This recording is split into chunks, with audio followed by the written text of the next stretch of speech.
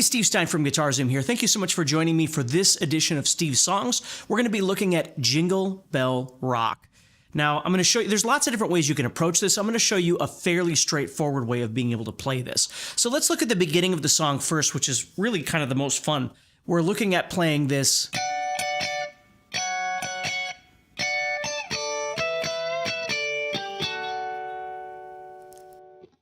Now, there's lots of different ways you can approach playing this, but I think this is kind of the easiest way to do this. So we're up here on the 14th fret of the first string and the 15th fret of the second string. Then we're going to go to two 14s. Then we're going to go back to that 14, 15. But then we're going to add the pinky on the 17th fret of the first string. So we have... Now right there, we're going to head down to these two 10s, to these two 12s, and then we're going to give those two 12s a little bend, and then bring it back down, and then go back to the 10s again. So it looks like this.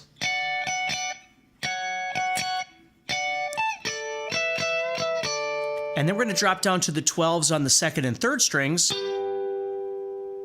and then we're going to drop down to these two, which is 10 and 11.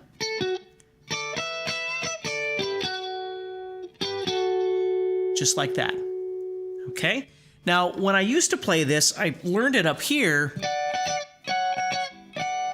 and then right here, playing it like that. But it's a little more difficult to try and play it up there. Now, again, if you want to play it there, it's fine. But I think it's easier to drop down to the 10s and play it down there.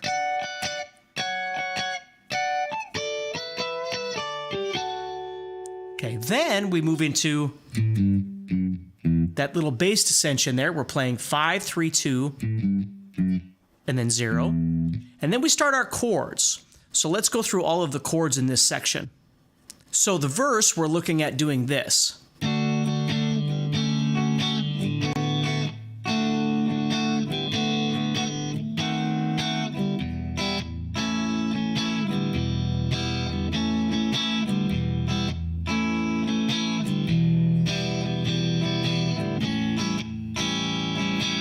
And that's what verse 1 is going to be. So let's break down some of the chords that are happening here, and then we'll go into the next part. So we're going to start off with a D major, and then we're going to go to a D major 7, which is just 3 in a row. And then we're going to go to a D6, which means whatever finger you have on the second string, you're going to take off. So we have... And then here, we're just going to go to these two outside strings, and then back to D again. So we have...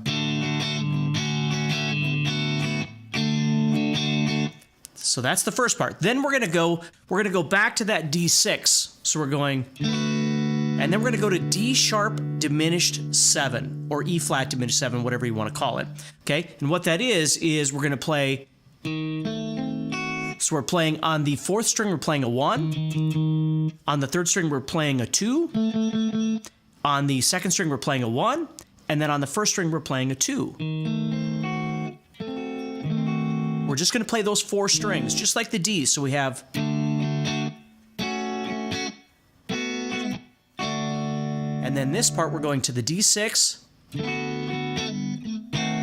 to that D sharp diminished 7, and then we're going to go to E minor and A. Now, at any time, you could make your E minor 7 if you'd rather do that. Okay? And there's lots of different ways of playing an E minor 7. Okay? And you could make the A chord, again, whatever fingers you normally use for an A major chord, but if you'd rather make that an A7, again, you can use that anytime you want. So the E minor and the A can be 7th chords instead of just an E minor and an A, but that's entirely up to you. Okay, so we have this so far.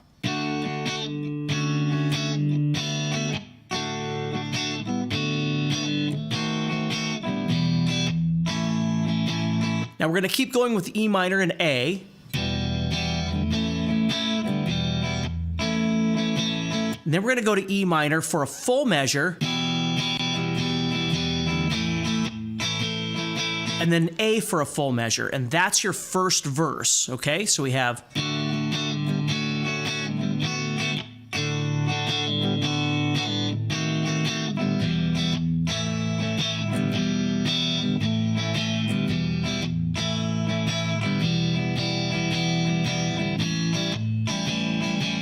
And a lot of times in that last measure, I'll play that as an A7 just because it's wrapping up that first section of the verse. But again, it's whatever you want. You could actually go from E minor and throw back in that riff if you wanted to. You can do something like that. So let's look at the second verse now, which is somewhat similar. So the second verse is going to start off the same.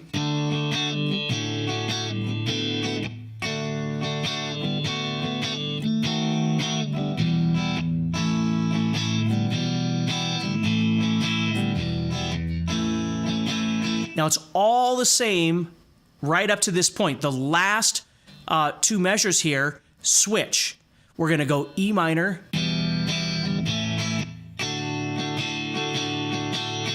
so we're going E minor to A to D. Okay?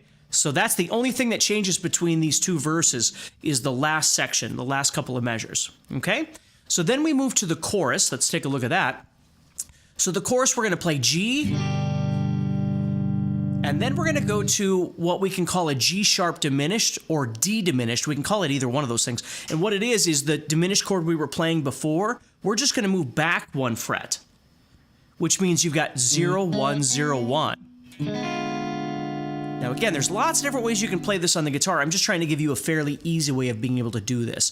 So you're going from G,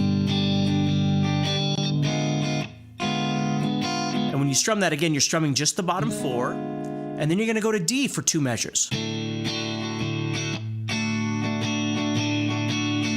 Okay, now we're going to go to an E major instead of an E minor. And again, if you'd rather play this as E7, you can certainly do that. So E or E7, but it has to be major. So we've got A, and we stop, and then there's our riff again. So let me play through the chorus here. So we're going G,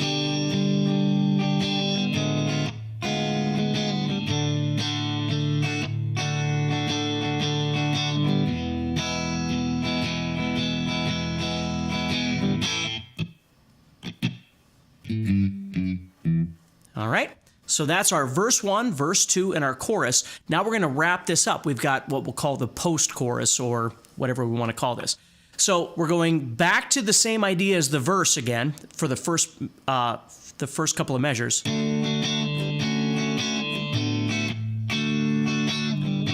then we're going to go to D6 for a full measure. And then B7 for a full measure. So it sounds like this.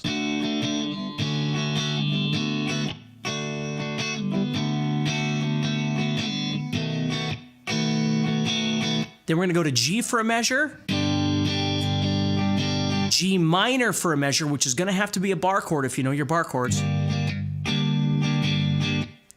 That's the easiest way for me to play it anyway.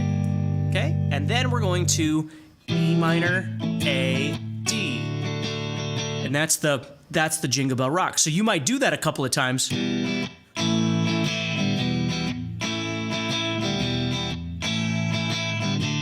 If you're at the end of the song. So let me play this section for you, okay? So this is the end of the song here.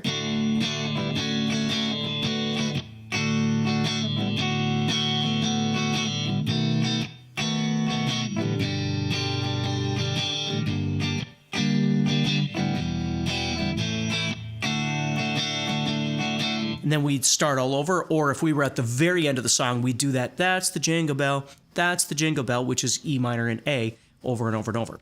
So that's the basic idea of how this song goes. Again, you could play these chords anywhere you want. If you'd rather play them as bar chords to make them a little more full sounding, that's perfectly fine. I just want to try and put together an idea for you to make this as easy as possible. All right, so take care, stay positive, of course, keep practicing, like, share, subscribe to the channel, and do me a favor, certainly check out guitarzoom.com, check out our all-access membership.